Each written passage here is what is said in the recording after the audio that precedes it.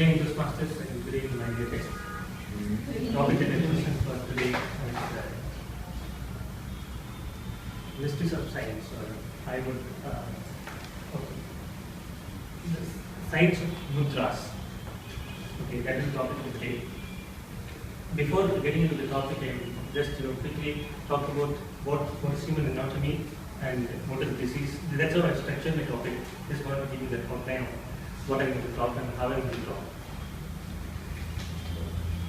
Human anatomy, if you ask, as per modern science, or if you ask any doctor, he would say it's made of cells, and cells contributed to tissues, and tissues contributed to organs, group of organs again contributed to systems. So you have various systems like nervous systems, you have autonomous, you have circulatory system, you have respiratory system, various systems like that contributes to the human body, and if anything goes wrong with that, you get disease. That's the normal definition that any doctor or this modern science is telling us. But if you ask any spiritual person or a rishi or some of our forefathers, he would say this body is made of 5 elements. Basically, those 5 elements are called Panchabhutas in Sanskrit. You have this wind element, water element, ether, and you have earth element. All those elements are there, and these contributes to the body. Because if you decipher all this, even if you decipher cell, you will get the final nucleus, and that will contribute to that. That's called there are 2 kinds of acids, and that will give you an idea of basically fundamentally there are molecules. They are all made of various molecules. So having said that,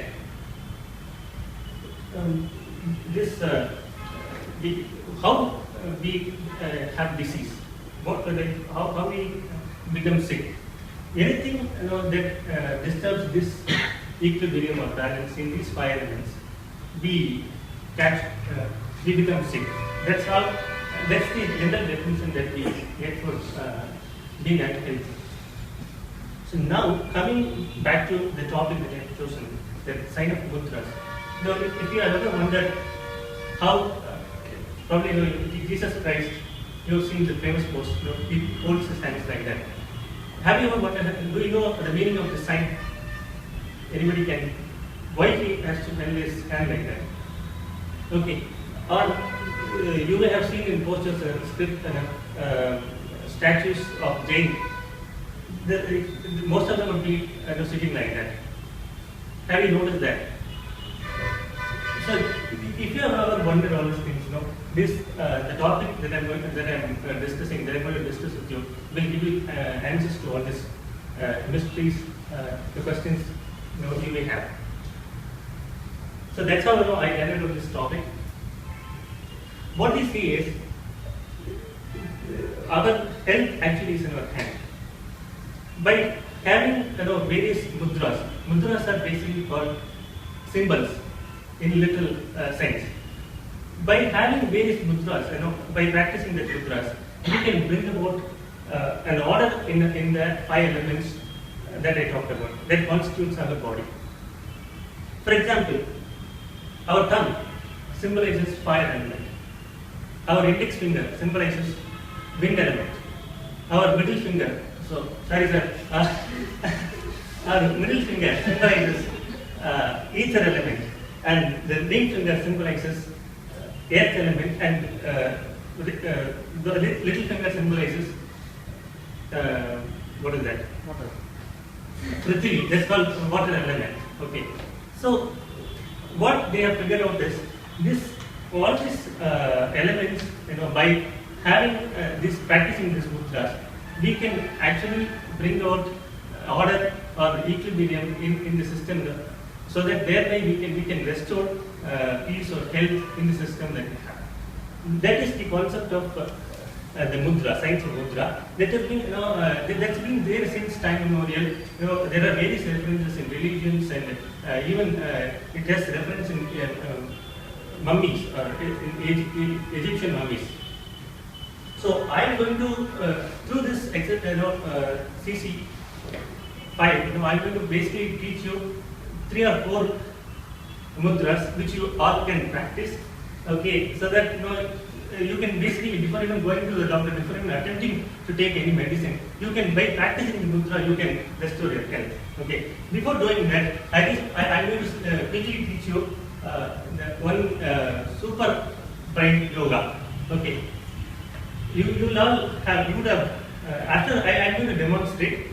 After seeing that, you will definitely understand how easy it is. Okay, what you have to do is take your right hand and hold your, right your throat, and take your left hand and hold your left your throat and do left side. Okay. Okay. This is called super brain yoga. Do you know that? Do you know that? Because go and find in Google, just type super brain yoga, and this is the most powerful yoga that is being prescribed in all Western countries today. Okay, the reason why I told you is, all of us as kids have done it. We've been punished, okay, for not doing homework, for being very sluggish, for being indolent. But why I have to tell you this example? These side mudras are as simple as that. Okay, but we have an attitude to attach insignificance to this phase. This can be, if you can learn this, you can practice it in a minute, and you can actually lead a healthy life. I quickly teach you 2-3 mudras which you can all practice. Okay, this index finger, I told you this is called, this has the ring element. If you touch this with like this. It should be like this, feather touch. This mudra is called Jnana Mudra. Can you see that? Yeah, this mudra, what it does? It gives you knowledge. As the mudra name goes, it induces, they say there is a pituitary center, the center it lies here. If you touch it, you can activate it, and by activating that, your Ajna chakra gets open. That's the third eye. Thereby you become aware of your own self, and